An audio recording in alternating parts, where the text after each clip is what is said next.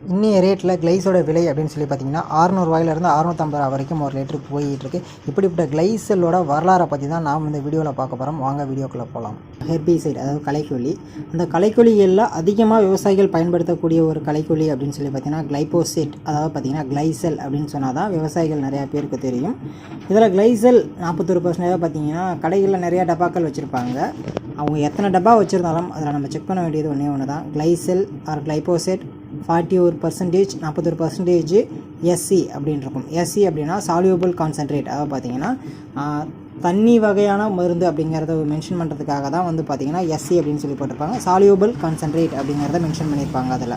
ஓகேவா, இதுதான் வந்து பார்த்திங்கன்னா கிளைசல். இப்போ இந்த கிளைசலோட வரலாறு அப்படின்னு சொல்லி நம்ம புரட்டி பார்க்க ஆரம்பித்தோம் அப்படின்னா, இந்த கிளைசல் அப்படிங்கிற மருந்து வந்து பார்த்திங்கன்னா 1974 வந்து பார்த்திங்கன்னா யூஎஸ் வந்து பார்த்திங்கன்னா ரவுண்டப் அப்படிங்கிற கிளைசல் பேரில் வந்து பார்த்திங்கன்னா ரெஜிஸ்டர் பண்ணி வச்சுருந்தாங்க. ஆனால் அது கண்டுபிடிச்சது அப்படின்னு சொல்லி பார்த்திங்கன்னா 1970 ஃபெர்னாண்டஸ் அப்படிங்கிற ஃப்ரான்ஸை சேர்ந்த ஃப்ரான் அப்படிங்கிற ஒருத்தர் வந்து பார்த்திங்கன்னா அதை கண்டுபிடிச்சிருக்காரு. அதுக்கப்புறம் தான் அப்போ வந்து பார்த்திங்கன்னா அது அக்ரிகல்ச்சரல் யூஸ்க்கே வந்து சுத்தமாக கிடையாது. 1974க்கு பிறகு தான் வந்து பார்த்திங்கன்னா விவசாயம் சம்மந்தப்பட்டதுக்கு வந்து பார்த்திங்கன்னா பயன்படுத்தலாம் அப்படின்னு சொல்லி யூஎஸ் வந்து பார்த்திங்கன்னா ரவுண்டப் அப்படிங்கிற ஒரு பேரில் வந்து பார்த்திங்கன்னா ரெஜிஸ்டர் பண்ணியிருக்காங்க. யூஎஸ் கவர்மெண்ட்டோட பேட்டன் வந்து பார்த்திங்கன்னா எக்ஸ்பிரி ஆகுது எப்போ அப்படின்னு சொல்லி பார்த்தீங்கன்னா 2001-2000 வந்து பார்த்திங்கன்னா உங்களோட பேட்டன் எக்ஸ்பிரி ஆகிடுச்சு.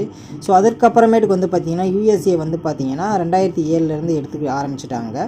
அதுக்கப்புறமேட்டுக்கு வந்து பார்த்திங்கன்னா பேயர் கம்பெனி வந்து பார்த்திங்கன்னா மொத்தமாகவே அதோட பேட்டன்ஸ் ஃபுல்லாத்தையும் வாங்கி இப்போ பேயர் கம்பெனி தான் வந்து பார்த்திங்கன்னா கிளைபோசைட் கிளைசல்ஸ் எல்லாமே வந்து பார்த்திங்கன்னா உருவாக்கிட்டு இருக்கிறதாகவும் சொல்கிறாங்க.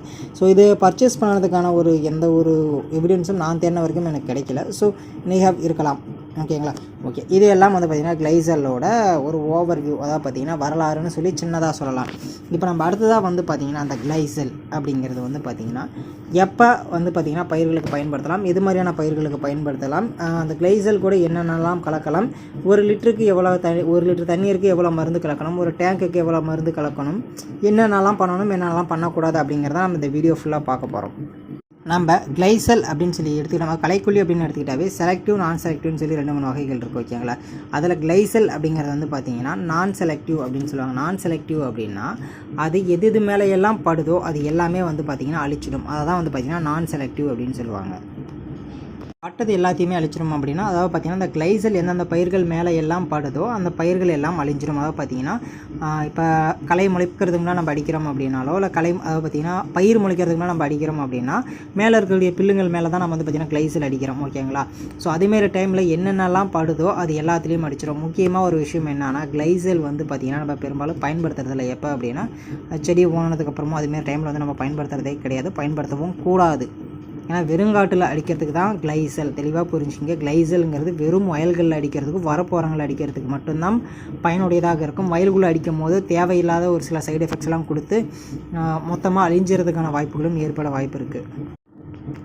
ஓகே, இந்த கிளைசல் வந்து எப்படி வேலை செய்யுது அப்படின்னு சொல்லி பார்த்தோம் அப்படின்னா, கிளைசல் செடிகள் மேலே பட்ட உடனே பார்த்திங்கன்னா பில் இல்லை கோரைகள் இது மேலே பட்ட உடனே என்சாமின் அப்படின்னு சொல்லி ஒன்று சொல்லுவாங்க. அது என்ன அப்படின்னு சொல்லி பார்த்தீங்கன்னா போட்டோசிந்தசிஸ், அதாவது பார்த்திங்கன்னா ஒளிச்சேர்க்கை நடைபெறுவதற்கு தேவையான ஒரு மூலக்கூறு தான் வந்து பார்த்திங்கன்னா என்சாமின் அப்படின்னு சொல்லி சொல்லுவாங்க செடிகளில். ஓகேங்களா, இந்த கிளைசல் அது மேலே பட்ட உடனே என்சாமின் அந்த ஒளிச்சேர்க்கை ஏற்படுறதுக்கான வாய்ப்புகளை வந்து பார்த்திங்கன்னா குறைக்குது. ஃபுல்லாக ஸ்டாப் பண்ணது ஸ்டெப் பை ஸ்டெப்பாக ஸ்டாப் பண்ணிட்டு வருது. அது ஃபுல்லாக ஸ்டாப் பண்ணும்போது தான் வந்து பார்த்திங்கன்னா நீங்கள் பில்லு எல்லாமே வந்து பார்த்திங்கன்னா எல்லோயிஷ், அதாவது பார்த்திங்கன்னா மஞ்சள் கலராக மாறுறதை நீங்கள் வந்து பார்த்திங்கன்னா பார்க்கலாம். ஓகேவா, ஸோ இது ஃபுல்லாகவே ஒளிச்சேர்க்கை தடைபட்டுருச்சு அப்படிங்கிற பட்சத்தில் தான் வந்து பார்த்திங்கன்னா அதுமாரி மாறும் அப்படிங்கிறாங்க. இதில் ஒரே நோக்கம் வந்து பார்த்திங்கன்னா வேர் வரைக்கும் போய் இந்த ஒளிச்சேர்க்கை எல்லாம் கட்டுப்படுத்துகிற வரைக்கும் இதோட வேலைகள் இருக்கும். இதற்கு வந்து பார்த்திங்கன்னா கிட்டத்தட்ட 14 நாட்களுக்கு பக்கமாக வந்து பார்த்திங்கன்னா இது வந்து கண்ட்ரோலில் இருக்கும். 14 நாட்களுக்கு பிறகு பில்லு முளைக்குது அப்படிங்கிற பட்சத்தில் அதுக்கு வந்து இந்த மருந்து எடுபடாது. மறுபடியும் நீங்கள் வந்து பார்த்திங்கன்னா கிளைசல் ஸ்ப்ரே பண்ணி தான் ஆகணும் அப்படிங்கிறாங்க. இந்த கிளைசல் வந்து பார்த்திங்கன்னா எந்த மாதிரியான டைமில் அடிக்கலாம் அப்படின்னு சொல்லி பார்த்தீங்கன்னா, ஒன்று வந்து பார்த்திங்கன்னா லேட் ஈவினிங், அதாவது பார்த்திங்கன்னா ஈவினிங் சாயந்தர நேரத்தில் அந்த கிளைசல் அடிக்கக்கூடாது. ரொம்ப வெயில் நேரத்துலையும் ரொம்ப காலை நேரத்துலையும் நம்ம இந்த கிளைசலை பயன்படுத்தக்கூடாது. கணக்குப்படி பார்த்திங்கன்னா மத்தியான நேரத்தில் ஒரு 10 மணிக்கு மேலே சாயந்தரம் ஒரு 3 மணிக்குள்ளே நம்ம கிளைசல் அடிக்கலாம். அவங்களுக்கு டெம்பரேச்சர் படி வரணும்னா 45 ஃபேரன்ஹீட்லேருந்து 90 ஃபேரன்ஹீட்டில் இருக்கிற டெம்பரேச்சர் டைமிங்கில் நீங்கள் அடிச்சிங்க அப்படின்னா ஒரு நல்ல ரிசல்ட்டை கொடுக்கும் அப்படின்னு சொல்லலாம். இப்படி நம்ம கிளைசலை வந்து ரிப்பீட்டடாக அடிக்கிறதுனால மண்ணோட தன்மை கெட்டு போயிடுமா அப்படின்னா கண்டிப்பாக மண்ணோட தன்மை கெட்டு போகும். ஆனால் நிலத்தடி நீரை போய் இது அஃபெக்ட் ஆகுமா அப்படின்னு சொல்லி பார்த்தீங்கன்னா கண்டிப்பாக இல்லை. ஏன் அப்படின்னா இந்த கிளைசல் வந்து பார்த்திங்கன்னா மண்ணை நல்லா பைண்ட் பார்த்திங்கன்னா டைட்டாக பிடிச்சிக்குது. களைகள் முளைக்க விடாத டைட்டாக பிடிச்சிக்குது. எவ்வளோ நாளைக்குன்னா 16 நாட்களுக்கு. ஓகேங்களா? ஸோ இது மாதிரி நம்ம கண்டினியூஸாக அடிச்சுக்கிட்டு இருந்தோம் அப்படின்னா எஃபெக்ட்டு வந்து பார்த்திங்கன்னா மண்ணோட தான் இருக்குமே தவிர நிலத்தடி நீருக்கு போகாது அப்படிங்கிறாங்க. சிம்பிளாக சொல்லணும் அப்படின்னு சொல்லி பார்த்தீங்கன்னா கிளைசல் வந்து எப்போ பயன்படுத்தலாம் அப்படின்னா நம்ம வந்து எந்த பயிருமே பண்ணுறதுக்கு முன்னாடி கிளைசல் பயன்படுத்திக்கலாம். அதுக்கப்புறம் வந்து பார்த்திங்கன்னா வரப்பு ஓரங்களில் அடிக்கிறதுக்கு கிளைசல் பயன்படுத்திக்கலாம். முக்கியமாக நம்ம வந்து ரொம்ப அகல கேப் விடும்லையே, தென்னை மரம் பயிரிடுறதோ இல்லை மற்ற மரங்கள்லாம் பயிரிடும் போது நடுவில் இடம் இருக்குது இல்லையா, ஸோ அந்த இடத்துல பயன்படுத்துறதுக்கு நம்ம கிளைசல் பயன்படுத்திக்கலாம். அப்போ அந்த மக்காசோளம் இது மாதிரியான விஷயத்துக்கு நம்ம வந்து கிளைசல் பயன்படுத்தணும் அப்படின்னா கண்டிப்பாக மக்காசோளத்தை அழிச்சு விட்டுருங்க. மக்காசோளம் இதுமாதிரி நெருங்கி பயிர் பண்ணக்கூடிய இதில் காய்கறி பயிரெலாம் பண்ணுறோம் இல்லையா, இதுக்கெல்லாம் கிளைசல் வந்து சுத்தமாக பயன்படுத்திடவே கூடாது. மொத்தமும் போச்சு. உதாரணத்துக்கு சொல்லும் அப்படின்னு சொல்லி பார்த்திங்கன்னா இந்த வருடம் வந்து பார்த்திங்கன்னா தெரிஞ்சவங்க ஒருத்தர் வந்து பார்த்திங்கன்னா வயலில் வந்து ஈரமாக இருக்குது அப்படிங்கிறதுனால கிராமசன் எதுவும் அடிக்காத கிளைசல் வாங்கி அடிக்கலாம் அப்படிங்கிற ஒரு முடிவுக்கு வந்து கிளைசல் வாங்கி அடித்தாங்க. கொடுக்குறப்பயே அந்த கடைக்காரங்க சொன்னாங்க கிளைசல் அடிக்கக்கூடாது அப்படின்னு, எனக்கு தெரியும் நீ கூட அப்படின்னு சொல்லி கிளைசல் வாங்கிட்டு போய் அடித்தாங்க. அடித்ததுக்கப்புறம் என்ன நடந்தது அப்படின்னு சொல்லி பார்த்தீங்கன்னா பயிர் காப்பாற்றியாச்சு. என்னன்னா போட்டோ எதுவுமே ஒழுங்காக வரல, எதுவுமே ஒன்றும் இல்லை, சும்மா நசுங்கி போய் இருந்துச்சு எல்லாமே. பயிர் எல்லாமே ஃபுல்லாக உக்காந்துரும். நீங்கள் கிளைசல் அடிக்கிறீங்கிற பட்சத்தில் மொத்தமாகவே பயிர் உக்காந்துரும். போட்ட கூடமா வரல, எதுவுமே இல்லை. அப்படி பூ வந்து அப்படியே நின்று போச்சு, அவ்வளோதான். அதுக்கப்புறம் அதில் ஒரு மாற்றமும் ஏற்படலை. மக்காசோளமும் வந்து பார்த்திங்கன்னா நை தான் இருக்குது. ஒன்றும் மாற்றங்களை எவ்வளோ உரம் வச்சு பார்த்துட்டாங்க, அப்பயும் ஒரு மாற்றமும் வரல. அதுக்கு தான் சொல்கிறேன் கிளைசல் வந்து பார்த்திங்கன்னா வெறும் வயல்கள் அடிக்கிறதுக்கோ இல்லை வரப்போரங்கள் அடிக்கிறதுக்கு மட்டுமே பயன்படுத்திக்கிங்க. இப்போ இன்னும் வந்து பார்த்திங்கன்னா இந்த குச்சிக்காடு அது கூடவும் பயன்படுத்த வேணாம். ஏன்னா அதெல்லாம் குச்சி சாப்பிடக்கூடிய ஒரு விஷயங்கள், அதுக்கெல்லாம் அவாய்ட் பண்ணிங்க. அதுக்கெல்லாம் மேக்ஸிமம் கிராம்சன் பயன்படுத்திக்கிட்டு போயிடலாம். நீங்கள் கிளைசல் வந்து பார்த்திங்கன்னா வெறும் வயல்களில் அடுத்ததோடு நிறுத்திக்கிட்டோம் அப்படின்னா ரொம்ப நல்லாயிருக்கும். இந்த கிளைசல் வந்து 1 லிட்டர் தண்ணிக்கு எவ்வளோ பயன்படுத்தணும் அப்படின்னு சொல்லி பார்த்தீங்கன்னா 10லேருந்து 15 ml வந்து பார்த்திங்கன்னா 1 லிட்டர் தண்ணிக்கு பயன்படுத்தணும். அப்படி பார்க்குறப்ப நம்ம 10 லிட்டர் தண்ணிக்கு வந்து பார்த்திங்கன்னா ஒரு 100 mlலேருந்து 120 இல்லை 130 ml நம்ம வந்து பயன்படுத்திக்கலாம். 15 லிட்டர் டேங்காக இருந்துச்சு அப்படின்னா கண்டிப்பாக வந்து பார்த்திங்கன்னா 150 லிட்டர் பயன்படுத்துங்க. இப்போ வந்து ரெக்கமெண்டேஷன் பண்ணுறது வந்து பார்த்திங்கன்னா 150 ml வந்து பார்த்திங்கன்னா ஒரு டேங்காக பார்த்திங்கன்னா பேட்டரி ஸ்ப்ரேயருக்கு வந்து பார்த்திங்கன்னா ரெக்கமெண்ட் பண்ணுறாங்க. ஏன்னா 5 லிட்டர் 16 லிட்டர் தண்ணி ஊற்றுறாங்க, அதில் வெறும் 100 ml மருந்தை ஊற்றி மருந்து கேட்கல அப்படின்னு சொல்லி வராங்க. அப்படிங்கிறதுனால தெளிவாக சொல்லிடுறாங்க 1 லிட்டருக்கு வந்து பார்த்திங்கன்னா 10 mlலேருந்து 15 ml வரைக்கும் பயன்படுத்துங்க. அப்படி பார்க்குறப்ப 16 லிட்டர் 5 லிட்டர் வரப்போ 150 ml 160 ml வந்துடுது. ஸோ அப்போ வந்து ரிசல்ட்டில் வந்து எந்த பிரச்சனையும் இருக்காது அப்படின்னு சொல்லி சொல்கிறாங்க. இன்னும் ஒரு சிலர் என்ன பண்ணுறாங்க அப்படின்னு சொல்லி பார்த்திங்கன்னா கிளைசல் கூட சல்பேட்டு, பொட்டாசு, ஷாம்பு இதெல்லாம் கூட கலந்து வந்து பயன்படுத்துகிறாங்க. ஏன்னா ரிசல்ட் நல்லாயிருக்கு அப்படின்னு சொல்கிறாங்க. நானும் வந்து பயன்படுத்தியிருக்கேன். என்னென்னா சல்பேட்டையும் பொட்டாசியம் கலந்து நான் பயன்படுத்தியிருக்கேன். ரிசல்ட் நல்லா தான் இருந்திருக்கு. அதுக்கப்புறம் வந்து பார்த்திங்கன்னா அந்த வெனிகர் அப்படின்னு சொல்லி ஒன்று இருக்குது இல்லையா, அது பயன்படுத்தும் போது வந்து பார்த்திங்கன்னா அதோட வேகத்தை வந்து பார்த்திங்கன்னா ஊக்குவிக்குது அப்படிங்கிறாங்க. அதோட ஸ்ப்ரெட்டிங்ஸ் ரேஷியோ வந்து பார்த்திங்கன்னா அதிகரிக்குது. இதனால் வந்து பார்த்திங்கன்னா சீக்கிரமாக பில்லுகள் எல்லாம் சாகுது அப்படிங்கிறதையும் சொல்கிறாங்க.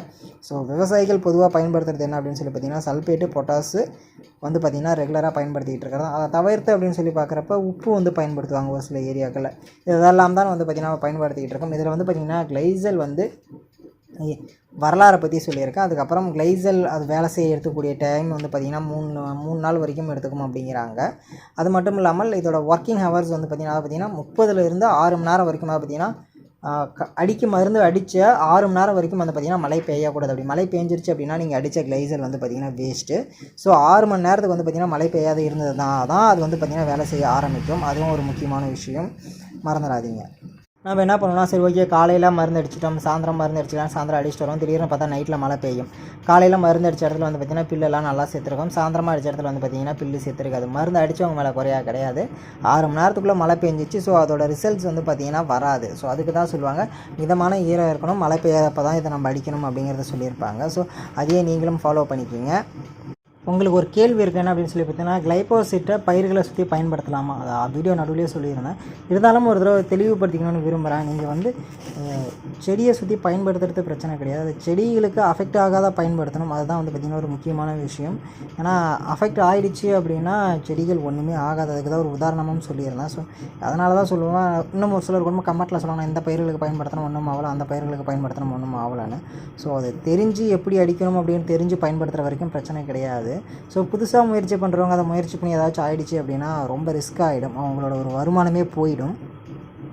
இல்லை நான் வந்து பார்த்திங்கன்னா ஸ்ப்ரே பண்ணியே தான் ஆகணும், வேறு வழி இல்லை அப்படிங்கிற பட்சத்தில் வந்து பார்த்திங்கன்னா இந்த டப்பா வச்சு மூடி மருந்து அடிப்போம் இல்லையா, ஸோ அந்த மெத்தடில் சின்ன செடியாக இருந்துச்சுன்னா டப்பாவோ பக்கெட்டோ வச்சு மூடி நீங்கள் மருந்து அடிச்சுக்கிட்டிங்கன்னா உங்கள் பயிர்களை காப்பாற்றிக்கலாம். அப்படி இல்லைனா ஒன்றுமே பண்ண முடியாது, பயிர்களும் இறந்து போயிடும். ஸோ இதை தான் நான் சொல்கிறேன். ஸோ கிளைசல் வந்து பார்த்திங்கன்னா வயலில் எதுவுமே இல்லை அப்படிங்கிற ஒரு பட்சத்தில் நீங்கள் வந்து பார்த்திங்கன்னா கிளைசல் அடிக்கலாம். அப்படி இல்லை அப்படின்னா டோட்டலாக பயிர் வீணாக போயிடும். இது முக்கியமாக வந்து பார்த்திங்கன்னா மண்ணிலிருந்து உள்ளே இறங்கி வந்து பார்த்திங்கன்னா அந்த பயிர் வேறு வரைக்கும் போய் அதோட வளர விடாத அழிக்கிறது தான் வந்து பார்த்திங்கன்னா கிளைசலோட ஒரு முக்கியமான வேலையே. ஸோ அப்படி இருக்கிறப்ப பற்றுச்சு அப்படின்னாவே வந்து பார்த்திங்கன்னா வேலை முடிஞ்சிச்சு. ஸோ முடிஞ்ச அளவுக்கு கிளைசலை அவாய்ட் பண்ணிக்கிறது நல்லது அப்படின்னு சொல்லுவோம். வெறும் மயில்களுக்கு அடிக்கிறதா இருந்தால் நீங்கள் கிளைசல் அடிச்சுக்கலாம், வரப்போரம் அடிக்கிறதுக்கெல்லாம் கிளைசல் நீங்கள் அடிச்சுக்கலாம், ஒன்றும் பிரச்சனை இல்லை. வீடியோ பார்த்த அனைத்து நண்பர்களுக்கும் நன்றி. என்னோட அடுத்த வீடியோவில் வந்து பார்த்திங்கன்னா பேராகோட் டைக்ளோரைட், அதாவது பார்த்திங்கன்னா கிராம்சனை பற்றி தான் போட போகிறேன். மறக்காமல் வீடியோ